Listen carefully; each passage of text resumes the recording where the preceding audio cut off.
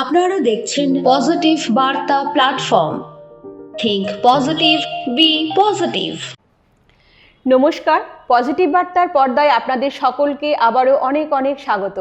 প্রতিদিনের মতো আমরা চলে এসেছি পজিটিভ বার্তার লাইভ অনুষ্ঠান নিয়ে। তো চোখ রাখুন পজিটিভ বার্তার ফেসবুক লাইভ এবং ত্রিপুরা নলেজ সিটির পেজে। তো আমরা এখন আপনাদের সঙ্গে কিছুটা কথা বলে নেব ও আলোচনা করে নেব। তো আমাদের মাঝে যিনি বিশিষ্ট অতিথি উপস্থিত আছেন তিনি হলেন শিবানী ভট্টাচার্য ম্যাডাম। তো ওনার সাথে আমরা এখন কিছুটা পরিচয় করে নেব। তো ম্যাডাম নমস্কার। তো ম্যাডাম আপনার পরিচয়টা একটু জেনে নেব। আমি শিবানী ভট্টাচার্য। আমি লেখালেখি করি, গল্প, কবিতা, ছোট গল্প, অনুগল্প, প্রবন্ধ। মেইনলি কাজ আমার সমাজসেবা, সেটা আমার খুব পছন্দের কাজ, ওগুলো করে থাকি। আজ এই পজিটিভ বার্তায় আসার জন্য শিশির অধিকারী অনেকবার বলেছে, কিন্তু আসা হয়নি। কিন্তু আজ আমি তোমাদের ডাকে এসেছি। আমি খুব আপ্লুত এবং অভিভূত, এত ভালো সুন্দর একটা পরিবেশে যে আসতে পেরেছি, খুবই আনন্দিত, উত্তেজিত, আপ্লুত। তো আমাদের এই পজিটিভ বার্তার অনুষ্ঠানে আপনি কি আগে কখনো এসেছিলেন? না, আসিনি। তো এসে কেমন লাগছে আপনার? খুব ভালো লাগছে, দারুণ লাগছে। তো পজিটিভ বার্তা সম্বন্ধে আপনি কি বলবেন, যে ভবিষ্যৎ প্রজন্মকে কি মেসেজ দেবেন আপনি একটু? ভবিষ্যৎ বার্তাতে আর পজিটিভ বার্তাতে তো কাজগুলি খুবই সুন্দর হচ্ছে এবং সবাই খুব এত বেশি মানে আপ্যায়ন করে, যা আজকের যুগে বিরল। যে আমি আজকের কথাই বলি, আমি সিঁড়ি দিয়ে উপরে উঠে এসেছি, ঘরে আসার পরে ওরা যেইভাবে আমাকে আপ্যায়ন করলো, সেটা মানে সবাইকে মেসেজ দেওয়ার মতো। আজকাল কিন্তু এইভাবে কারোর প্রতি কারোর দৃষ্টি এরকম থাকে না, এবং সেটাই থাকা উচিত। ওরা যা করছে, ওদেরকে আমি আন্তরিকভাবে ধন্যবাদ জানাই এবং অভিনন্দন জানাই। ধন্যবাদ ম্যাডামকে। তো ম্যাডামের কাছে জেনে নেব যে ম্যাডামের এই লেখালেখি, ম্যাডাম তো লেখালেখি করেন, তো ম্যাডামের এই লেখালেখি কবে থেকে শুরু হলো? 1968 তুলসীবতী স্কুলের দেয়াল পত্রিকা দিয়ে শুরু। আচ্ছা। 68 থেকে, তো মাঝখানে একটু ছেড়ে গেছিলো, তারপর থেকে তো রেগুলার করছি। এবং আমার কিছু কাজ আমি ছদ্মনামেই করতে হয়েছে, কারণ আমি সেন্ট্রাল ডিপার্টমেন্টে কাজ করতাম। সব কিছু সরাসরিভাবে করা আমার সম্ভব ছিল না, তার জন্য আমি ছদ্মনামের 3টি ছদ্মনাম ছিল, সেগুলোতে লিখতাম। আর এখন তো পুরোপুরি চাকরি রিটায়ার নেওয়ার পর থেকে একদম পুরোপুরি সমস্ত লেখাতে আমি ঝাঁপিয়ে পড়েছি বলতে গেলে। যখনই যে বলে সেখানেই আমার লেখা থাকে। ঠিক, আমি খুব খুশিও হই। বাহ, খুব সুন্দর। তো ম্যামের কাছ থেকে এরপরে জেনে নেব যে ম্যাম তো লেখালেখি করেনি, তো এর পাশাপাশি আপনি আর কি কি করেন? পাশাপাশি মেইনলি তো সমাজসেবাটা আমার ভীষণ প্রিয় কাজ। ছোটোবেলা থেকেই আমি শ্রী রামকৃষ্ণদেবের দীক্ষিত, তা যার জন্য মহারাজজিদের সঙ্গে যে গিয়ে বন্যাত্রাণী কাজ করা, রিলিফ দেওয়া করেছি, বেশ কয়েকজন মহারাজের সঙ্গে করেছি। সুতরাং সেটা আমার রক্তে মিশে গেছে, তার জন্য আমি করি। তার মধ্যে আবার আরও করি ছোট ছোট কাজও কিন্তু করা যায়। ছোট ছোট কাজ বলতে কি, রাস্তায় একজন পথচারী রাস্তাটাতে পেরোতে পারছে না, তাকে যদি আমি এগিয়ে এসে তাকে রাস্তাটা পার করে দিই, সেটাও কিন্তু একটা সেবা। একদম ঠিক, সেটা করতে পারি। কিন্তু সেদিন আমি অবাক হয়ে গেলাম, আরামের চুমনিতে রবীন্দ্র পরিষদ থেকে বেরিয়ে এসেছি, রিক্সা আমার ডাকে সাড়া দিচ্ছিল না। এটা বাচ্চা মেয়েটা এত জোরে চিৎকার দিয়ে রিক্সাকে ডেকে এনে রিক্সা ভাড়া ঠিক করে দিয়ে গেল। আজকের যুগে সেই মেয়েটা বিরল। আমি চাইছি সব বাচ্চাদের মধ্যে এই বার্তাটা দিতে, যে সবাই এরকম হোক, মূল্যবোধের শিক্ষা ওদের মধ্যে হোক, ঘর থেকেই হোক, সমাজ থেকেই হোক, স্কুল থেকেই হোক, যেখান থেকেই হোক। কিন্তু সেই শিক্ষাটাই আজ পজিটিভ বার্তাতে এসে দেখলাম এখানেও সেই রকম। আমার খুব ভালো লেগেছে। আমি একদম মানে পজিটিভ বার্তার সমস্ত স্টাফদের প্রতি আমি একদম আপ্লুত হয়ে রইলাম। ওদের কাছে আমি বলতে গেলে এত মুগ্ধ, যেটা বলার নেই। ধন্যবাদ ম্যাডাম আপনাকে।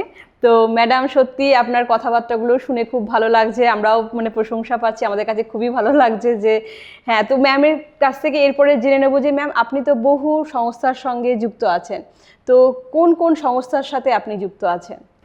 সংস্থার সাথে যুক্ত বলতে আমি তো প্রচুর সংস্থার সঙ্গে, মানে আমাদের যে সমস্ত পত্রিকাগুলি আছে সবগুলিতেই আমার লেখা আছে। সবচেয়ে বেশি লিখেছি আমি ত্রিপুরা দর্পণ, দৈনিক সংবাদ, স্পন্দন, মানবী, মানসী, বিবেক, সেই সময়ের যতগুলো ছিল, সোমবার, তারপর জলজ, স্পর্শ, উত্তরণ, ত্রিপুরা মানে আমাদের কফি হাউস, তারপর আমাদের ভারত বাংলা আন্তর্জাতিক মৈত্রী সংসদ, ভারত বাংলাদেশ মৈত্রী সংসদ, সেটা এখন নাম পাল্টে মৈত্রী সংসদ হয়েছে, সেখানে আমি তারপর আন্তর্জাতিক সাহিত্য ঘরানা, অনুস্বর, তারপর শব্দ সাকু, মানে তখন থেকে এখন পর্যন্ত বর্তমান পর্যন্ত আমি ওদের সঙ্গে শুধু যুক্ত হয়ে আছি না, শুধু লেপ্টেই আছি, একদম অঙ্গাঙ্গিভাবে জড়িত, কোনোটাতে সাংগঠনিকভাবে, কোনোটাতে সদস্য হিসেবে। আমি খুব ভালোবেসে ওদের সঙ্গে থাকি, খুব ভালোবাসি এইসব কাজ। বাহ, খুব সুন্দর। তো ম্যামের কাছ থেকে আমরা আরও অন্য অনেক কোশ্চেন জেনে নেব ম্যামের কাছ থেকে, যে ম্যাম তো আমাদের অনেক লেখালেখি করে, সম্পাদনাও করে, তো এই নিয়ে অনেক পুরস্কারও পেয়েছেন। তো ম্যামের কাছ থেকে জেনে নেব যে ম্যাম কি পুরস্কার ইতিমধ্যে পেয়েছেন। পুরস্কার তো সব অনেক পেয়েছি, প্রায় 42-এর উপরেই হবে। স্মারক সম্মাননা, শুভেচ্ছা সম্মাননা, ওগুলো বাদ দিয়ে বিশেষ করে যেটা আমার কাছে খুব আন্তরিকভাবে আমি গ্রহণ করেছি, সেটা হলো দীনবন্ধু স্মৃতি পুরস্কার। সেটা আমাদের ত্রিপুরার ছেলে, উনি গোয়া দমনদিউতে গিয়ে বাবার নামে এই পুরস্কারটা করেছিলেন। ওনার বাবার নাম দীনবন্ধু আচার্য। ওনাকে নিয়ে যে পুরস্কারটা হয়েছিল, সেটা নবীন পুরস্কারটা আমি পেয়েছি 2020 সালে। 2020 সালে আমি পেয়েছি, সেটা আমার কাছে খুব ভালো লেগেছে। তারপর ঝাড়খণ্ড থেকে পেয়েছি, সীমান্তের পাতা থেকে সাহিত্য সাথী পুরস্কার। তারপর আমাদের এই মানবী সোশ্যাল অর্গানাইজেশন থেকে দিনভর যে অনুষ্ঠান হয়, সেই অনুষ্ঠানে আমি আর শিবপ্রসাদ ধর দুজনেই, আমি শিবানী ভট্টাচার্য এবং শিবপ্রসাদ ধর, উনি পেয়েছেন গানের জন্য, আমি আমার সাহিত্যের জন্য পেয়েছি। কারণ মানবী আমার এক অনুপ্রেরণা। কল্যাণী ভট্টাচার্যকে আমি কোনো অবস্থাতেই ভুলতে পারি না, কিন্তু উনি আজ নেই, কিন্তু আমার অনেক লেখালেখি বেরিয়ে গেছে। উনি আজ থাকলে যে কী হতো আমি ভাবতেই পারি না। সেই লেখালেখি ওইখান থেকে আমি পেয়েছি মানবী সম্মাননা, সম্বর্ধনা দিয়েছেন ওনারা আমাকে, আমি খুবই আপ্লুত। আর বাংলাদেশ থেকে তো অনেক পুরস্কার পেয়েছি, সিনেট হল থেকে শুরু করে সমস্ত জায়গাতেই আমি অনেক পুরস্কার পেয়েছি, কিন্তু সবচাইতে মনে দাগ কেটেছে আমার ভারত বাংলা মৈত্রী সম্মাননা। সেটা একটা বিশেষ সম্মাননা, এবং পরিস্থিতিও ছিল, নুরুল হুদা ছিলেন, সবাই ছিলেন, সবার কাছ থেকে আমার নেওয়া। তারপরে পেয়েছি মহাত্মা গান্ধী পিস অ্যাওয়ার্ড, যেটা এক অভিনবভাবে ভারতবর্ষের হয়ে আমরা দুজন মহিলাই অংশগ্রহণ করেছি, এবং সেখানে মহাত্মা গান্ধী পিস অ্যাওয়ার্ডটা পেয়েছিলাম। সেটা আমার খুব আনন্দের এবং খুব গর্বের। একদম তাই, ঠিক। এত সুন্দর পুরস্কার ম্যাম পেয়েছেন, এবং সেগুলো সত্যি গর্ব করারই মতো। তো ম্যামকে অসংখ্য ধন্যবাদ যে আমাদের এই মঞ্চে এরমভাবে আসার জন্য এবং ওনার প্রতিভা ব্যক্ত করার জন্য। তো ম্যাম তো কবিতা করেন, কবিতা লেখেন, এবং লেখেন অনেক কিছুই, কিন্তু ম্যামের কাছ থেকে এখন আমরা একটু শুনে নেব ম্যামের স্বরচিত একটা কবিতা। পদ্মা নদীকে আমি খুব ভালোবাসি, তাই পদ্মা নদীকে নিয়ে একটা লেখা, সেটাই পড়ে শোনাচ্ছি, পরে অন্যগুলো শোনাব। পদ্মা নদীর মাঝে, পদ্মা নদীর ঢেউয়ের তালে ঝলাত নৌকা চড়ে, নাচে গানে মুখর তালে পদ্মা নদীর নূতন গানে। সেলফিতে কত আদর ভালোবাসা, হাসি খুশির মেলামেশা, সবার মনে আশার আশা, নূতন গানের ভালোবাসা, সরকারি সীমান্তে অসীমান্তিক আনন্দ গাথা, গ্রামীণ লোকের নকশি কাথা, রহিম চাচার কত ব্যথায়, হাসি আনন্দ লোকগাথার উঠে আসে কত না জানা কথা। খুবই সুন্দর ম্যামের স্বরচিত কবিতা।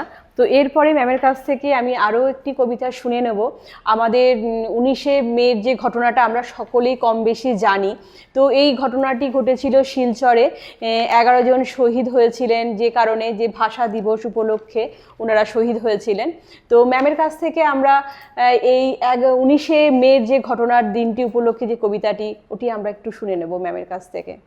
বীর শহীদ স্মরণে, ভালোবাসার অলিন্দে ফুটে যে ফুল, অকালে ঝরে গেলে মন মেনে নেয় না, মনে হয় সব ভুল। 1961 সকালে না খেয়ে পরীক্ষার শেষে রেল স্টেশনে এলো কমলা ভট্টাচার্য। এক ঘোর আবেশে পুলিশের গুলি চলল নির্মমতার এক করুণ ছবি। কিছু সময়ের মধ্যেই রক্তগঙ্গা বইয়ে দিল, ঝাঁঝরা কোলে দিল পাশ করে। সংসারের হাল ধরবে এই ছিল তার হবি। আরেকটি বোন গুলিবিদ্ধ হয়ে হাসপাতালে যুদ্ধ করে, আর কমলা ঝাঁঝরা শরীরে দাঁড়াতে পারেনি, মৃত্যুবরণ করে। এই মৃত্যু শহীদ করেছে, সে বেঁচে থাকবে বাঙালির ঘরে, কিন্তু তার মায়ের চোখের জলের দাম তোমরা কি দিতে পারো কেউ? বরাক উপত্যকা আজও ডুকরে কেঁদে উঠে, তার হিসাব বাঙালির ঢেউ। 19শে মে শ্রদ্ধা অবনত হয়, আলপনাকে দুঃখকে ভুলে স্মৃতি বয়ে চলে। হে বাঙালি সন্তানেরা, আগামী প্রজন্মের সন্তানদের কাছে আবেদন করব, ওদের মনে রেখো, শহীদদের কাছে বড় ঋণ আমাদের। নমস্কার। খুব সুন্দর ম্যাডাম, ধন্যবাদ। তো ম্যাডাম তো জীবনে অনেক ওঠাপড়ার, লেখালেখির মধ্যে যেহেতু আছেন, অনেক ওঠাপড়ার মধ্যে দিয়েও গেছেন। তো ম্যামের জীবনে এরকমই একটা স্মরণীয় ঘটনা আমরা ম্যামের কাছ থেকে জেনে নেব। স্মরণীয় ঘটনা তো বলতে গেলে প্রচুর আছে, হ্যাঁ, কিন্তু সবচেয়েতে বেশি সমাজ সেবা করতে গেলে যে ঝড়টা খেতে হয়, আমি এরকম কিছু কাজ করেছি। এবং কৈলাসহরে করেছিলাম সারদা সমিতি বলে একটা প্রতিষ্ঠান, সেটা আজকে বেলুড় মঠের আন্ডারে চলে গেছে। এবং ধর্মনগরে যেটা করেছি সেটা আমাকে একজন জায়গাটা দান করেছে, কিন্তু আমি জানতে পারিনি, বুঝতেও পারিনি যে সেটা একটা ফেক ঘটনা, আচ্ছা, ফেক জায়গা, বুঝতে পারিনি। বৌদি বলেছে। তা যাই হোক, আমি যখন কিরণ গীথিবোধ ছিলেন এসডিএম, আর এসডিএম তখন ছিলেন ধর্মনগরে, ওনার কাছে গেছি অ্যাপ্লাই করতে, গিয়ে দেখলাম সত্যি সেটা একটা ফেক জায়গা। অ্যাপ্লাই করলাম, সেটা বলেছে আমার হবে না, আমার হবে না, প্রতিষ্ঠানের হবে, কারণ সেটা কাজটা ছিল মেয়েদের নিয়ে, বাচ্চাদের নিয়ে, তার জন্য হবে। কিন্তু পরে সেটা হয়নি। আমি অ্যাপ্লাই করেছি, অ্যাপ্লাই করে আমি পেয়েও গেছি, আমি টাকাও জমা দিয়েছি সরকারের কাছে। কিন্তু টাকা জমা দেওয়ার পরে সেই ভদ্রলোক আমার বিরুদ্ধে কেস করেছেন। কেস করে সেটা আমার জন্য, আমার সঙ্গে না, 7 জনের সঙ্গে কেস করেছেন।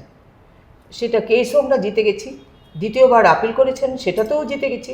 জিতে গিয়ে কিন্তু শেষ পর্যন্ত তো আমি এখানে এসেছি, রিটায়ার হয়ে গেছে আমার, আমি এখানে এসেছি। সেই ফাঁকে আমার মন্দিরটা ভেঙে দিয়েছে। সেখানে আমি সেবামূলক কাজ করতাম, বাচ্চাদের নিয়ে কাজ করতাম, মেয়েদের নিয়ে কাজ করতাম, যাদের কম্বল ছিল না, কাপড় ছিল না, বই ছিল না, খাতা ছিল না, ওদের নিয়ে কাজ করতাম। আর ওদেরকে উৎসাহিত করার জন্য আমি কিছু প্রাইজেরও ব্যবস্থা করেছি। যেমন জগদীন্দ্র স্মৃতি পুরস্কার, যারা ভালো রেজাল্ট করবে, ফার্স্ট ডিভিশন পাবে, প্রথম বছরে 150 জন পেয়েছে, এইরকম করে করে। তারপর দেখলাম ইংলিশ মিডিয়াম স্কুলগুলিতে তো বাচ্চারা পাবে, সরকারিভাবেই পাবে। এলাকার স্কুলগুলিকে ডেভেলপ করা দরকার। 3টা স্কুল ছিল, ওদেরকে নিয়ে, ওদের ফার্স্ট ডিভিশন, সেকেন্ড ডিভিশন পেলেও দিতাম। কিন্তু করতে করতে না, এখন ফার্স্ট ডিভিশনও ওরা এইরকমভাবে পায় যে ওরা খুব আপ্লুত।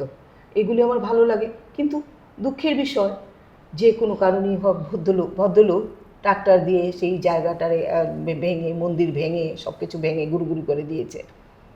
গুড়গুড়ি করে দিয়েছে, কিন্তু কাজ বন্ধ হয়নি, আমাদের কাজ চলবে। মন্দির ভেঙে গেলেও মানুষের মনের মন্দিরে যে জায়গা থাকে, সেগুলো কিন্তু কেউ ভাঙতে পারবে না। আর আমরা ঠাকুর মা স্বামীজির আদর্শে চলি, প্রতিটি কাজ সেভাবে করতে চেষ্টা করি। এবং সবাইকে এই মেসেজটাই দেব, সত্যের পথে যারা থাকে, মূল্যবোধের পথে যারা থাকে, তারা কিন্তু হারে না। সেই আমি বাচ্চাদের কাছে, ওই তোমাদের কাছে এসে এত পজিটিভ কিছু পেয়েছি, যার জন্য তোমাদের কাছে আমি একদম যা বলবে আমি তোমাদের কাছে সেইভাবেই আমি থাকতে পারবো, আশা করি। আমি এত খুশি হয়েছি, কারণ এই মূল্যবোধের অভাবটাই আমাদের ভীষণ পীড়া দিচ্ছিল। যে কিছু তো আছে, নতুবা ব্যালেন্স হচ্ছে কি করে, চলছে কি করে, সেটা আমার কাছে একটা বিরাট স্মরণীয় ঘটনা। সেটা আমি ঠাকুরকে, মাকে, স্বামীজিকে বসিয়ে বলেছিলাম, এই গরিব এত দুস্থ এলাকাটাকে 2000 বছর ধরে মা তুমি দেখভাল করে রেখো। মা আমাকে কথা দিয়েছেন, মা দেখবেন। জানি না কতটুকু, তবে আমি অনেক প্রমাণ দিয়েছি যে মা আছেন, ছিলেন, আছেন, থাকবেন। একদম মা আছেন কিন্তু আমরা দেখতে পাই না, দেখতে পাই না, কিন্তু মনের ভিতরে উঁকি মারলেই আমরা দেখতে পাই যে আসলে মা আছে আছেন। এবং প্রতিটি মা ডাকে কাজে সাড়াও দেন। মানে সেটা একটা প্র্যাকটিক্যাল অভিজ্ঞতা, তুমি পড়েই দেখতে পারো। এবং স্বামীজি তো আরও বেশি। একবার চেন্নাইয়ে যাচ্ছি আমরা দুজন মেয়ে, আমার মাকে নিয়ে যাচ্ছি, নামবো কীভাবে, রাস্তা পাবো কীভাবে, স্বামীজিকে প্রাণ ভরে ডাকছি, ও মা কী আশ্চর্য, সামনে দাঁড়িয়ে আমাদের নিয়ে যাওয়ার জন্য লোক, ভাবতেই পারিনি। সেটাও আমার কাছে একটা বিরাট আশ্চর্য ঘটনা। তাই স্বামীজিরও সেটা কারণ কারণ আমি সেদিন সেই লোকগুলিকে আর দ্বিতীয়বার খুঁজে পাইনি, ভেবেছি স্বামীজিই পাঠিয়েছেন। জীবনে একটা বড় স্মরণীয় বড় ঘটনা স্মরণীয় আপনার ঘটনা জীবনে। আমার জীবনে এইরকম। আমি ঠাকুরমা স্বামীজিকে যেমন ভালোবাসি, ওনারা আমাকে অনেক কিছু দিয়েছেন, অনেক কিছু দিয়েছেন। মন থেকে ডাকলে সত্যিই আমরা পেয়ে যাই মাকে এবং ঠাকুরকে। যদি মন থেকে আমরা প্রার্থনা করি বা যদি কখনো বিপদে পড়ি, যে যদি আমরা মনে করি যে না আমার এই সময় আমাকে কে হেল্প করবে, কিভাবে আমরা এই পথটাকে পেরোবো, ঠিক ঠাকুর শুনতে পান এবং সেই পথটা আমাদেরকে ঠিক পার করে দেন। একদম সত্য কথা বলেছেন ম্যাম। তো ম্যামের কাছ থেকে আমরা আবারও জেনে নেব যে ম্যামের জীবনে যে অনেক তো ওঠা নামা আছেই, ছিলও, এবং তো এই সমাজ সেবা করেছেন আপনি। তো সমাজ সেবাটা কী ধরনের সেবা আপনি করেছেন সমাজের ওপরে? সমাজের উপরে কিছু তো বললামই, তারপরে যে আমাদের প্রতিটি ঘরে ঘরে অসুস্থ তো থাকেই, ওদের পাশে দাঁড়ানো সবচেয়ে বড় কাজ। ওরা যখন বাড়ি থেকে চলে যায়, বাড়িটা দেখভাল করার জন্য যে কাজ, সেই কাজগুলোর জন্য আমার একটা এনজিও আছে, সে তার মারফতে সেই রকমও টিম তৈরি করা আছে, যে এইরকম করে হেল্প করা। তারপর আমাদের যে জুবিনাইল হোমগুলি আছে, জুবিনাইল হোমে ওদেরকে যে ছেলেরা, টিম সবসময় থাকে না, কারণ সব জায়গাতেই তো পয়সাটার খুব একটা ঠিকমতো থাকে না, যার জন্য অনেকেই কাজটা করতে চায় না, তবু করছে, তাদেরকে উৎসাহ দেওয়া, এগুলিও করছি। তারপর যাদের কাপড় নেই তাদের পাশে দাঁড়াচ্ছি, কম্বল নেই, বলতে গেলে তো কত কথাই মনে আসে। দেখো কম্বল যেদিন দিতে গেছি, একটা অনুষ্ঠান হচ্ছে, 21 জনকে দেব কম্বল, সেই ব্যবস্থাও আমার ছিল না, কিন্তু ভগবানই আমাকে জোগাড় করে দিয়েছেন, করতে পেরেছি, এনেছি। সেই সময় এক মহিলা কাঁদছিলেন, কম্বলটা হাতে কাঁদছিলেন উনি, কিন্তু আমি এত ভয় পেয়ে গেছি, মাইক্রোফোনটা রেখে, আমি সঞ্চালিকা ছিলাম, আমি মাইক্রোফোনটা রেখে আমি ওনার কাছে দৌড়ে গিয়ে জড়িয়ে ধরেছি। আমি কি আপনাকে কিছু বলেছি? না গো মা, আমি এত গরিব, আমি কোনোদিন স্বপ্নে দেখিনি যে আমি কোনোদিন কম্বলে ঘুমাবো। দেখো মা, এই পাহাড়টার উপরে যে পাতা দিয়ে ঘরটা, সেই ঘরটায় আমি থাকি। তখন আমি কি করব, আমার চোখ ফেটে জল আসছিল। জড়িয়ে ধরে ওনাকে চেয়ারে বসিয়ে খাবার দিয়ে আবার অটোতে করে ওনাকে শেষ হওয়ার পরে বাড়িতে পাঠিয়েছি, খাওয়ার টাওয়ার সব ভর্তি করে দিয়ে। তারপর আমরা অনেক দিন দেখভাল করেছি, কিন্তু আমি আসার পরে আমি আর খোঁজ খবর জানি না। অনেক বড় একটা কাজ করেছেন এবং স্মরণীয় ঘটনা এটাও একটা আপনার জীবনে। আমার জীবনে প্রচুর স্মরণীয় ঘটনা আছে। রাস্তায় এক পথচারী ক্রস করতে পারছে না, অন্ধ সে, সবাই চলে যাচ্ছে, সবাই চলে যাচ্ছে। আমি পোস্টমাস্টার ধর্মনগর, তখন আমি এটিএমে একটা মানে ডিফেক্ট হয়েছিল, সেটা ভিজিট করতে এসেছি, সঙ্গে সঙ্গে অবস্থা। ওদেরকে বলার আগে আমি দৌড়ে গিয়ে ভদ্রলোককে পার করে দিয়েছি। এগুলি আমার ভালো কাজ, আনন্দ লাগে, আমি এগুলি করি, মন থেকে করেন এবং তাই জন্যই ভালো লাগে। হ্যাঁ, আমি এগুলি মন থেকে করি। এইরকম প্রচুর কাজ আছে, প্রচুর কাজ আমরা ইচ্ছা করলেই করতে পারি। আমরা একটা পাড়াতে থাকি, পাড়া থেকে খারাপ আছে তার খোঁজ নিয়ে যে করবে, সরকার করবে, তা কিন্তু না, আমরাও করতে পারি অনেক কাজ। কারণ ছোটোবেলা থেকে আমাদের এইভাবেই মানুষ করা হয়েছে। আমরা যখন একদম ছোট, আমাকে তৈরি করেছেন শ্রী জ্যোতিলাল চক্রবর্তী, ইয়ুথ কোঅর্ডিনেটর ছিলেন। আমরা প্রতি সপ্তাহে আমরা সাহিত্য সভা করতাম, সেখান থেকেই আমাদের ক্লাব করা, কিভাবে যৌথভাবে কাজ করা, সবগুলো আমাদের শিখিয়ে দেওয়া হয়েছিল। তার জন্য ওইভাবেই কাকু আমাদের তৈরি করেছেন। চাকরি পাওয়ার পরেও আমি বলেছি তো ঠাকুরের জন্য কিছু করতে পারবো না, আমার আলাদা করে সময় থাকবে না। উনি বলেছেন কেন করতে হবে, তুমি যে কাজটা করছো সেটাই তো তোমার পূজা। তোমার কাউন্টারে যখন, পোস্ট অফিসের কাউন্টারে যখন লোক আসবে, তখন সে তোমার দেবতা, তাকে তুমি যেভাবে পূজা করবে, তাকে কাজটা যদি হাসি মুখে করে দাও, ঠিকভাবে করে দাও, সেটাই তোমার পূজা। আমি সেটা অক্ষরে অক্ষরে পালন করেছি এবং খুব মহানন্দে আমি অফিস থেকে বেরিয়ে এসেছি এবং আজও আমাকে সবাই খুব শ্রদ্ধা করে, সেটাই আমার সবচেয়ে বড় প্রাপ্তি। ঠিক, একদম ঠিক তাই, যে আমরা যখন যে কাজটা করি সেই কাজটাই আমরা যেন পূজা মনে করে নিই এবং সেই কাজের অনুযায়ী আমরা যেন করি এবং কোনো ফলের আশা যেন না করি। তো এইভাবেই আমরা আমাদের জীবন সামনের দিকে এগিয়ে যাব নিয়ে। তো ম্যাম তো অনেক কিছু করছেন আমাদের জানতে পারছি। তো ম্যামের কাছ থেকে আরও একটি কবিতা আমরা শুনে নেব। সূর্যালোকে সাগর আমার কেনা হলো না, এত শোভা, এত সম্ভাবনাময় আশা, আমি যাই বারবার, পাহাড় আমাকে হাতছানি দেয়, সবুজ সবুজায়নে সম্পর্ক হয় নিবিড়, একটু একটু করে জড়িয়ে পড়ি আমি সীমান্তে, মন ভেসে ভেসে চলে যায় ও সীমান্তে, যেখানে এখনও ঘুমিয়ে আছে পিতৃপুরুষেরা, উড়ে উড়ে চলে বক বালিহাঁস, ঝরে ঝরে পড়ে শিশির কুসুমেরা, আলো আর অন্ধকারে হয় বড় নিবিড়তা, হারিয়ে ফেলি না আমি আমার সত্তা, বিমূর্ত হয় সসাগরা পৃথিবী, আমি হারাই সাগরে, আমি জেগে উঠি সূর্যালোকে দুন্ধবী চালে। বাহ, খুবই সুন্দর। ম্যামের স্বরচিত কবিতা আমরা আরও একটি শুনে নিলাম। তো ম্যামের কাছ থেকে এবার জানবো যে আমাদের সমাজে মহিলারা কিভাবে তারা নিজেদেরকে প্রতিষ্ঠিত করবে এবং সামনের দিকে এগিয়ে যাবে। তো এটা সম্বন্ধে একটু জেনে নেব ম্যামের কাছ থেকে। ছোটোবেলা থেকেই আমাদের যে মায়েরা কিন্তু ছোটোবেলা থেকেই যে বেসিক যে ইয়েটা তো মারাই দিয়ে দেন। তারপর তো আমাদের স্কুলে টিচাররাও আছেন, তবে এক্ষুনি মূল্যবোধের শিক্ষাটা একটু কম হচ্ছে বলেই আমার মনে হচ্ছে। কারণ কি, কিছু কিছু ক্ষেত্রে আমি দেখতে পাচ্ছি বাচ্চারা কিছু কিছু কাজ ভুল ভুল করে, আবার বাড়তি পাওনা সেই দিনে রবীন্দ্র পরিষদের সামনের মেয়েটা, এইরকম বাচ্চাও তো আমাদের আছে। তাইলে আমাদের ভাবতে হবে যে আমাদের মূল্যবোধটা পুরোপুরি হারায়নি, এখনও বাচ্চাদের মধ্যে সেই শিক্ষাটা দেওয়া হচ্ছে এবং সবাই ভালোই বলে, কিন্তু কিছু কিছু ঘটনায় আমরা বিভ্রান্ত হয়ে যাই। চলার পথে আমরা যেমন ভালো মানুষ পাই, সেই রকম অনেক রকমের মানুষের সঙ্গে আমাদের দেখা সাক্ষাৎ হয়।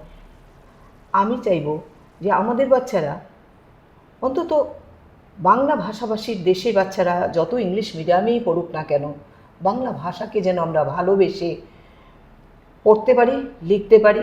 কারণ আমাদের ম্যাক্সিমাম মানুষ বাংলায় কথা বলে, আমরা হিন্দি, ইংরেজি, ককবরক, আমাদের অনেক ভাষা, সেই ভাষাগুলোর মধ্যে আমরা যেন বাংলা ভাষাকেও জানতে পারি, বুঝতে পারি। আমার মেয়ে বাংলা পড়তে জানে না, সেটা কিন্তু কোনো মায়ের বলা উচিত না, সেটা লজ্জার, নিন্দনীয়। আমি সেটাকে ভীষণ বাজে ভাবি এবং এবারে এই বইমেলাতেও আমি একজনকে পরিষ্কারভাবে বলে দিয়েছি, সেটা তুমি বলেছো ঠিকই, কিন্তু সেটা আমরা মানলাম না। তোমার মেয়ে বাংলা শিখবে, সে বাঙালি। বাচ্চাটা আমাকে কথা দিয়ে গেছে সামনের বইমেলায় সে কবিতা লিখে আমাকে দিয়ে যাবে, সেটাই আমার কাছে সবচেয়ে বড় প্রাপ্তি। আমি সেই প্রাপ্তিটা খুবই ভালোভাবে নিয়েছি, আশা করে থাকবো। গত বছরে আমি এমন একটা বাচ্চা পেয়েছিলাম এবং সে আমাকে কবিতা লিখে আমাকে উপহার দিয়ে গেছে। আমি খুব আপ্লুত, আশাবাদী এবং আশা করি আর তো সব আমাদের সিস্টেমেটিক্যালি চলছে এবং বাচ্চারা এখন পড়াশোনায় ভালো, খেলাধুলায় ভালো, নাচে গানে ভালো। সবচেয়েতে আরও বেশি আমি আপ্লুত আমাদের যে নাচের স্কুলগুলো, গানের স্কুলগুলো, ওরা যেরকমভাবে আমাদের বাচ্চাদেরকে শিক্ষিত করে তুলছে, গড়ে তুলছে বিভিন্ন কালচারাল প্রোগ্রামের মাধ্যমে, সেগুলিতে আমরা কিন্তু আজকে খুব গর্ববোধই করতে পারি। মাঝখানে কিন্তু আমাদের সেটা অত বেশি ছিল না, কারণ আমাদের তো অতটা মানে মিডিয়া বা সব কিছু ছিল না, বা ওদেরও এত বেশি প্রচার প্রসারতা। যেমন আমাদের ছোটোবেলায় বলি, তখন রবীন্দ্র পরিষদ স্টার্ট হয়নি আমাদের জন্মের পরে, কিন্তু তারপর থেকে রবীন্দ্র পরিষদের যে দেওয়া তাদের যে পরিষেবা, সেটাও কিন্তু একটা বিরাট প্রাপ্তি। সেখানে কিন্তু তারা গল্প লিখতে শিখছে, গান, আবৃত্তি, নাচ, বক্তৃতা দেওয়া, সব কিছু এখন সব স্কুলেই সেই মানে কারিকুলার অ্যাক্টিভিটিসে সব মেয়েরা পারদর্শী, ছেলেরা পারদর্শী। আমার খুব ভালো লাগে, আমি ভাবতে ভালোবাসি, কারণ সবাই সব দিকে পড়াশোনা শুধু করবে তা কিন্তু না, কারণ একসময় পড়াশোনা করতে করতে না বোর হয়ে যায়। ঠিক, এই যে অ্যাক্টিভিটিসগুলি থাকলে ওদের বোরটা আসবে না, আর তারা কুসঙ্গে মিশবে না। আমাদের এখন একটা বাড়তি অসুবিধা, কিছুদিন আগে রাত 12টায় আমাকে একটা ভিডিও করে পাঠিয়েছিল, সেটা এত বেশি দুঃখজনক ছিল আমার কাছে। যে সে এলাকাটা আমার খুব প্রিয় এলাকা। সেখানে একটি ভালো বাড়িতে ট্যাবলেট বিক্রি হচ্ছে। সেই ট্যাবলেটগুলি আমাদের প্রাণ প্রিয় বাচ্চারা খেয়ে নিচ্ছে। কোনো গন্ধ নেই, শব্দ নেই, কিচ্ছু নেই। আমাদের চোখের জলই সার, আমরা কিচ্ছু করতে পারছি না। সেই রকম পজিশনে আমি গত পরশু দিন পড়ে গেছিলাম। আমি রিক্সা থেকে আসছি, মেলার মাঠ থেকে আমার প্রগতি রোডের বাড়িতে এসে নেমেছি, কিন্তু সেই যে এতটা খেয়েছে আমি কিন্তু এক বিন্দুও বুঝতে পারিনি। সেই ছেলেটা আমার টাকা নিয়ে চলে যাচ্ছে, কিন্তু আমার সাহায্যকারী হিসাবে একজন ঠেলাওয়ালা সে ফল নিয়ে রাস্তাটাকে তার আটকে দিয়েছে, যার জন্য সে আমাকে পয়সাটা দিয়ে গেছে, নতুবা কিন্তু সে পয়সাটা দিল না। তাহলে ছেলেটা সে তো আমাদের সমাজেরই ছেলে, তাকে তো আমি একটা চর মারতে পারিনি। কারণ কি, আমি আমার চিন্তা করলাম তাকে চর মেরে কিছু হবে না, সে এখন সুস্থ নয়। সেই কারণে গরিব থেকে একদম উপর মহল পর্যন্ত সেই ব্যাপারে একটু অ্যালার্ট হওয়া প্রয়োজন। কারণ সমাজের খাতিরে, আমাদের পরিস্থিতির খাতিরে, আমাদের ভালোর জন্যে, আগরতলা এবং ত্রিপুরার ভালোর জন্যে। ত্রিপুরা এমন একটা জায়গা, ত্রিপুরাকে আমি এত বেশি ভালোবাসি, আমার জন্মভূমি বলেই নয়, তার এত গুণ। সে শুধু পার্বতী ত্রিপুরা নয়, তার এত গুণ, এত ভালো ভালো মানুষের জন্ম, এত ভালো ভালো মানুষের আনাগুনা। যে দেশের রাজা রবীন্দ্রনাথ ঠাকুরকে প্রথম উপহার এবং শেষ উপহার ভাস্কর উপহার দিয়েছেন, সেই দেশের মানুষ আমরা গর্ববোধ করি এবং প্রতিটি মানুষকে আমরা শ্রদ্ধার সঙ্গে আমরা স্মরণ করি, ভালোবাসি, আপ্লুত হই। 7 বার এসেছেন রবীন্দ্রনাথ ঠাকুর। ঈশ্বরচন্দ্র বিদ্যাসাগর এখানে চাকরি নিয়ে আসতে চেয়েছিলেন, কিন্তু ওনার মা এত দূরে বলে আসতে দেননি। সেটি তো আমাদের প্রাপ্তি, আমাদের ভালোর জন্য। আমরা অবাক হয়ে যাই এত এত বেশি ভালো জিনিস আমাদের ত্রিপুরাতে আছে। এবং আমাদের পজিটিভ বার্তা আমাদের আরও বেশি পজিটিভ করে দেবে আগামী দিনে। আমি আবেগে আপ্লুত আছি। ঠিক। তো এই পজিটিভ বার্তার পজিটিভিটি ছড়িয়ে দিতে আমাদের স্যার ডক্টর মলয়পীঠ এই শান্তিনিকেতন মেডিকেল কলেজের কর্ণধার, উনি চালু করেছেন সিটিএর মাধ্যমে একটা বাচ্চাদের 3 থেকে 13 বছরের বাচ্চাদেরকে যাতে তারা কোনো নেগেটিভিটির দিকে না যায়, অর্থাৎ নেতিবাচক দিকে না গিয়ে ইতিবাচকের মাধ্যমে তারা যেন এগিয়ে যেতে পারে এবং নেতিবাচক দৃষ্টিতেই তারা যেন সমাজটাকে দেখতে পারে এবং গড়ে উঠতে পারে। তো এই কারণেই বলবো যে আপনারা সবাই এই চ্যানেলটি দেখুন। ঘরের থেকেই আমরা শুরু করব, আমাদের বাবা মা থেকে শুরু করব। যদি আমরা বাবা মায়েরা, পেরেন্টসরা যদি আমরা এই চ্যানেলটি দেখতে শুরু করি, তো আমাদের প্রজন্মের যে নতুন প্রজন্মে, আগামী প্রজন্মের বাচ্চারাও এটি দেখবে, তখন তারা এটার ওপর হ্যাবিচুয়েট হয়ে যাবে এবং তারা নতুন পৃথিবীকে দেখতে পাবে। তো তাদের জীবনও পজিটিভ হবে এবং সুস্থ সমাজ গড়ে উঠবে। এটাই আমাদের স্যারের পরিকল্পনা। এবং আমাদের স্যার একজন পজিটিভ বার্তার যে একজন কর্ণধার। তো উনি চান যে be positive, think positive, positive বার্তা, সবাই পজিটিভ নিয়েই চিন্তা করব এবং এই প্ল্যাটফর্মে আমরা পজিটিভই ভাববো, পজিটিভ ছাড়া নেগেটিভ কিছুই ভাববো না।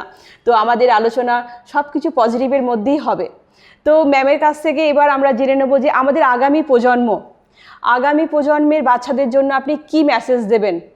মেসেজ তো অনেক আছে, কিন্তু সব কিছু তো বলা সম্ভব না।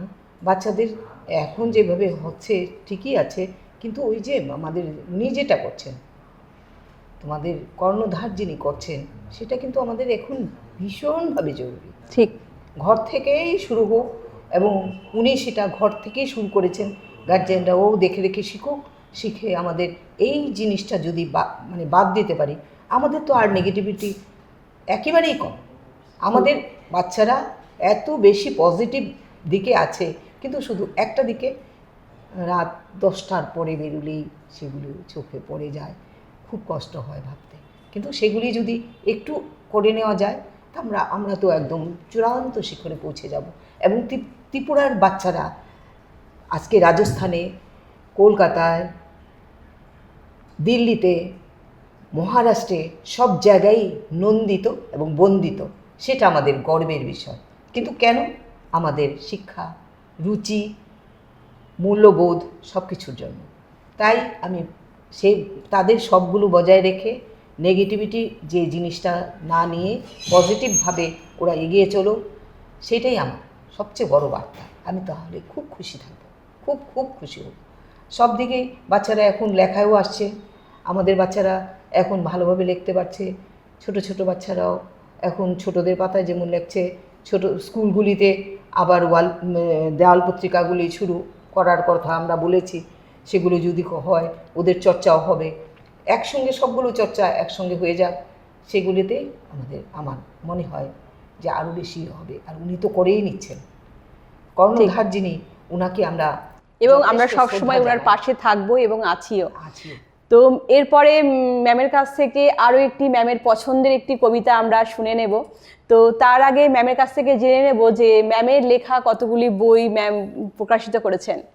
প্রথম বই আমাদের গল্প সংকলন, যেগুলি দৈনিক সংবাদ, স্পন্দন, ত্রিপুরা দর্পণ, মানসী, বিবেক, মানবী সবগুলোতে বেরিয়েছিল, সবগুলি একসঙ্গে করে এই গল্প সংকলন আমার প্রথম বই আকারে বেরিয়েছে। এটা আমার প্রথম গল্প সংকলন। তারপরে আছে নীরমহলের গোলাপি আভা, সেটা একটা ভ্রমণমূলক, ত্রিপুরার মহিলা গেছেন রাজস্থানে, উনি ত্রিপুরাকে জানাচ্ছেন রাজস্থানে, এবং রাজস্থান থেকে রাজস্থানের সমস্ত কিছু নিয়ে আসছেন এই নীরমহলে গোলাপি আভা, সেই গল্পটাতেই আছে। এবং আমাদের মহারাজাও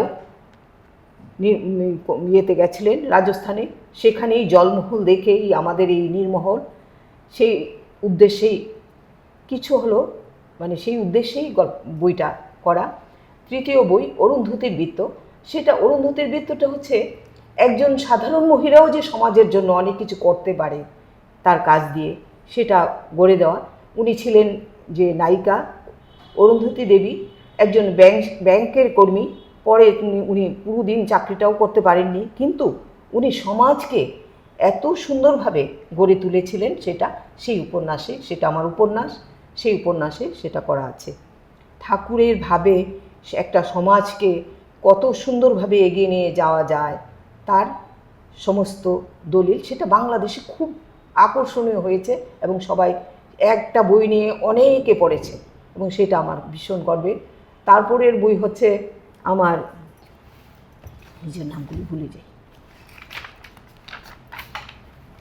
ভোরের আলো। ভোরের আলোর আরেকটা ইতিহাস আছে। ভোরের আলো ওই আমাদের কফি হাউসে আমাদের মোহ ফিউল করে একটা ব্রাঞ্চ আছে, ওইখানে আমি লেখাগুলি দিতাম, কিন্তু আমি জানি না আমার বইটা হয়েছে, কিন্তু উনি প্রকাশক সেই বইটা আমাকে দিয়ে ওপেন করিয়েছেন, কিন্তু নাম লেখা শিবানী ভট্টাচার্য। আমি ভেবেছি যে আমি শিবানী ভট্টাচার্য, সেই কারণে আরেক শিবানী ভট্টাচার্যের বই হয়তো, কিন্তু দেখা গেল সেটা পরে খুলে দেখলাম আমারই ছবি, আমারই বই, আমার হাত দিয়ে ওপেন করিয়েছেন। আর সেই দিনই আবার আরেকটা বই হয়েছে চিত্রলেখা, সেটাতে একটু আঁকা একটু লেখা এরকম করে বইখানা। এটা তো ওইটা ওপেন করেছেন ডক্টর মুজাহিদ রহমান। এবং নানা রঙের রংমহল, সেই বইখানা প্রবন্ধ সংকলন, সেটা বেরিয়েছে মৌমিতা প্রকাশনী থেকে। এবং 6 নম্বর বই, যেটা 7 নম্বর, সময়ের অলিন্দে নবদিগন্তের সুর, দিনমান প্রকাশনী থেকে বেরিয়েছে। সেটা আমাদের থার্ড জেন্ডারকে নিয়ে, ওদের সুখ দুঃখ, ওদেরকে নিয়ে, ওদেরকে কিভাবে ছোটোবেলা থেকেই যদি স্টাডি করা যায় কীভাবে নিয়ে, রিসার্চমূলক একটা ছোট্ট বই, সেটা আমি করেছি। সেটা মোড়ক উন্মোচন করেছিলেন মোহাম্মদ হুমায়ুন কবির ঢালি, বাংলাদেশ থেকে এসেছিলেন, বইমেলার সময় ওপেন হয়েছে। সম্পাদনা গ্রন্থ স্তব্ধতা ভেঙে, কবি অপর্ণা ভট্টাচার্যের বই, সেটা আমি সম্পাদনা করেছি। বইটা সব কিছুই আমি করেছি, আর প্রচ্ছদটাবুদ্ধ করেছিলেন বাপ্পা চক্রবর্তী। তারপরে একটা বিশেষ বই, ত্রিপুরায় চন্দ্রোদয় বিদ্যাবিনোদ, ত্রিপুরার রাজপণ্ডিত ছিলেন, রাজা রাধাকিশোর মাণিক্য বাহাদুরের রাজসভায় চন্দ্রোদয় বিদ্যাবিনোদ ভট্টাচার্য যখন কলকাতার 5টি কলেজের সঙ্গে জড়িত ছিলেন, সেই খবর পেয়ে ওনাকে তিনি ত্রিপুরায় ডাকলেন। ওনাকে দিয়ে ওনার শিলালিপি সংগ্রহগুলি করিয়েছেন, অনেক লেখা, ওনার অনেক অবদান ত্রিপুরার রয়ে গেছে। তার মধ্যে শিলালিপি সংগ্রহ একটা বিশেষ বই, সেটা আমরা পেয়েছিলাম। সেই বইয়ের করে উনি ছিলেন আমার মায়ের ঠাকুরদা। আমার মায়ের মারা যাওয়ার আগে বলেছেন যে তুমি ওনাকে নিয়ে একটা বই করো। সেই বইটা করেছিলাম আমাদের ত্রিপুরার 25 জনকে নিয়ে। প্রথমে শিলালিপি সংগ্রহে ভূমিকাটা লিখেছিলেন ডক্টর আশিস কুমার বৈদ্য মহাশয়, এবং বইটা করেছিল নবচন্দনা। আর এই বইটা আমরা ঘরানা পাবলিকেশন থেকে পাবলিশড হয়েছে, এবং বইটা সবার কাছে একটা গবেষণামূলক গ্রন্থ, এবং ওনাকে নিয়ে আরও অনেক গবেষণার বাকি আছে। শিলচরে একজন গবেষণা করে ডক্টরেট হয়েছে। আগামী জুলাই মাসে 4 তারিখে গবেষক যারা, তাদেরকে নিয়ে আমরা বসবো। ওনাকে নিয়ে আমরা এখন পর্যন্ত 100 জনকে সম্মাননা দিয়েছি। কারণ ওনাকে নিয়ে উনি যে এত কাজ করে গেছেন তার কিছুই আমরা সংগ্রহ করতে পারিনি।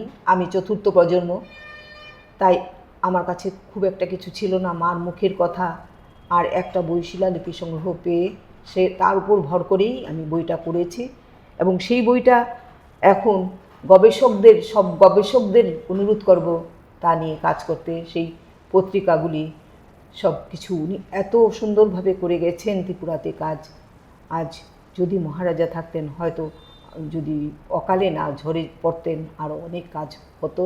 এবং উনাকে এত বিশ্বাস করতেন, যখনই উনি বাইরে যেতেন হাতির পিঠে চড়ে, ওনাকে নিয়েই সবসময়, তীক্ষ্ণ বুদ্ধির জন্য ওনাকে সবসময় সঙ্গে নিয়েই যেতেন। এবং ত্রিপুরার যত শিলালিপিগুলি আছে সেগুলি ওনাকে দিয়ে কালেক্ট করিয়েছেন, এবং সেগুলি আছে শিলালিপি সংগ্রহে সে গবেষণার জন্যে। আরও আছে অনেক বই, এখন কিছু বঙ্গীয় পরিষদও ইন্টারনেটে দিয়েছে সবার কাজের সুবিধার জন্য। লেখালেখি হাতে অনেক কাজ আছে, কিন্তু কাজগুলি করে ওঠার সময়ও হচ্ছে না। আর অনেকগুলি বই সেগুলি সমাজের জন্য করে যাওয়া হয়তো বিশেষ জরুরি। চেষ্টা করছি করে যেতে পারি, এবং সবাইকে অনুরোধ করছি একটু সহযোগিতা পেলে হয়তো করে যাব।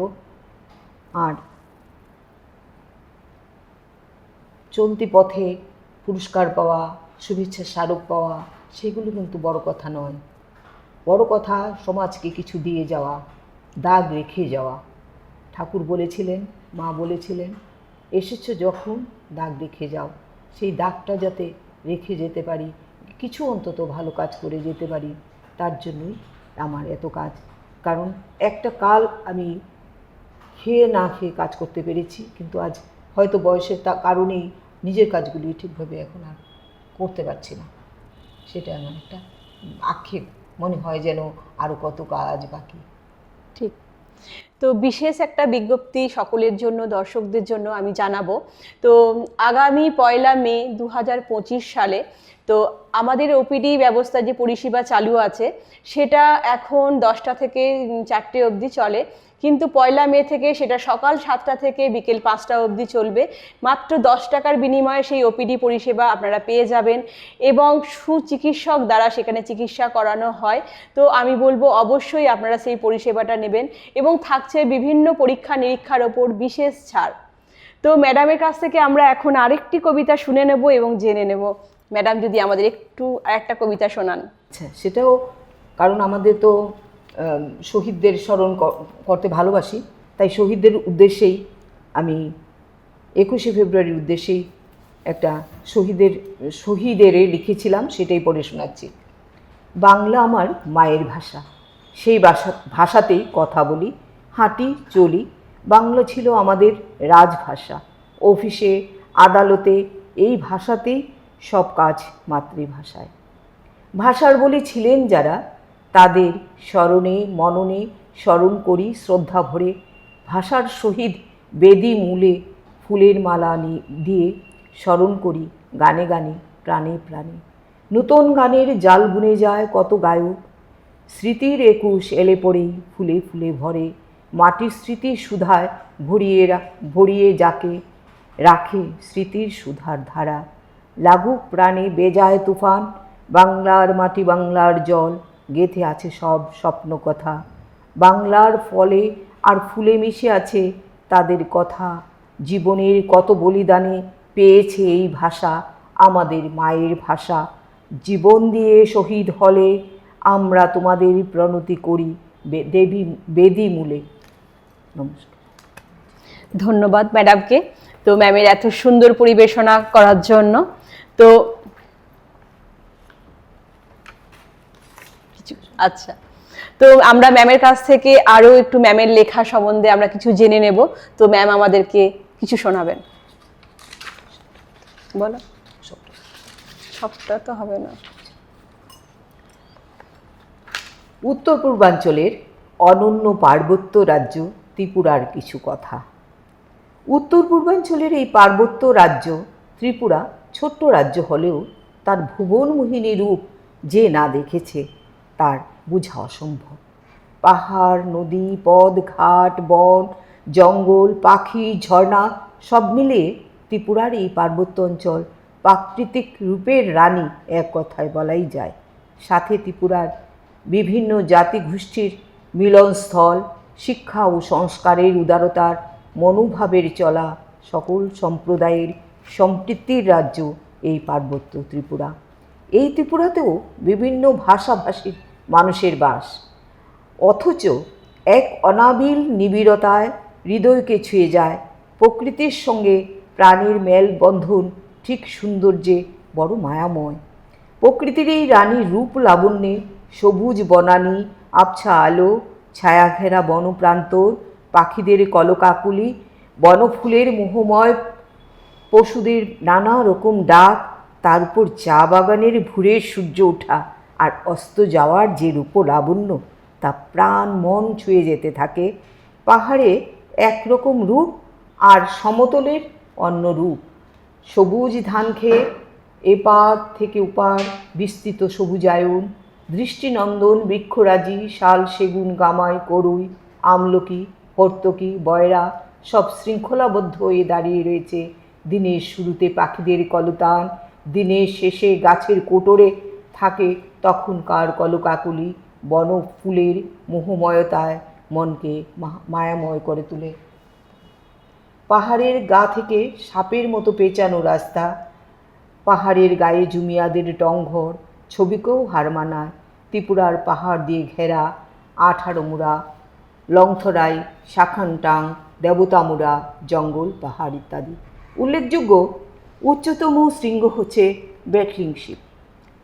এত উঁচুতে তার একদিকে ত্রিপুরা, অন্যদিকে মিজোরাম, আরেকদিকে বাংলাদেশ।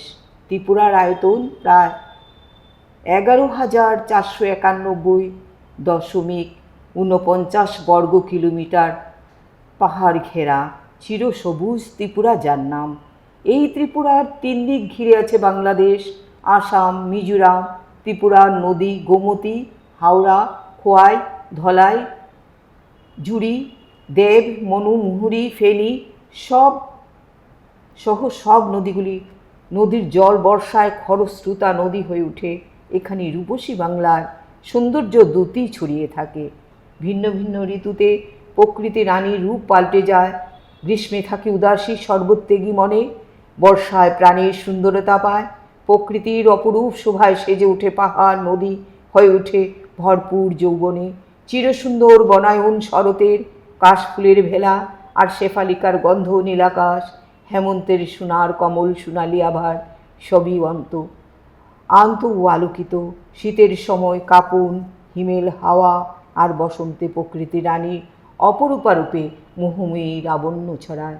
গাছে গাছে সবুজের সমারোহ, পলাশ, কৃষ্ণচূড়া, শিমুল, রাধাচূড়া মোহনীয় রূপে আমাদের প্রাণ ভরিয়ে দেয়। ত্রিপুরার বিভিন্ন উপজাতি আদিবাসীরা বিভিন্ন ধরনের চাষবাসে ত্রিপুরার খাদ্যাভ্যাসের সাথে ফসল ফলিয়ে উৎপন্ন করে। সাথে দেখা যায় চা গ্রামে বসবাসরত গ্রামীণ বাঙালি কৃষকও রয়েছে প্রচুর। ত্রিপুরার 59টি জেলা কৈলাসহরে অবস্থিত। এখানে 59টি তীর্থ কংক্রিট পথে আগে যেতে হতো, এখন আর আগের মতো হেঁটে যেতে হয় না। অনেক দূর পর্যন্ত মন্দিরের কাছে গাড়ি নিয়ে যাওয়া যায়। প্রচুর গাছে পরিবেষ্টিত খুবই সুন্দর সিঁড়ি বাঁধানো, 2 ধারে হাত ধরে উপরে ওঠা যায়। বিষ্ণুর পাদপদ্ম দর্শন স্পর্শ করা যায়। এই কৈলাসহরের তীর্থ 59 একটি আকর্ষণীয় পর্যটন কেন্দ্র, পিকনিক স্পট রয়েছে। যদিও এখন পাহাড় মন্দিরের গায়ে খোদাইকৃত প্রচুর ছবি ক্ষয় হয়ে গেছে। মন্দিরে সাজিয়ে রাখা বহু মূর্তি চুরি হয়ে গেছে।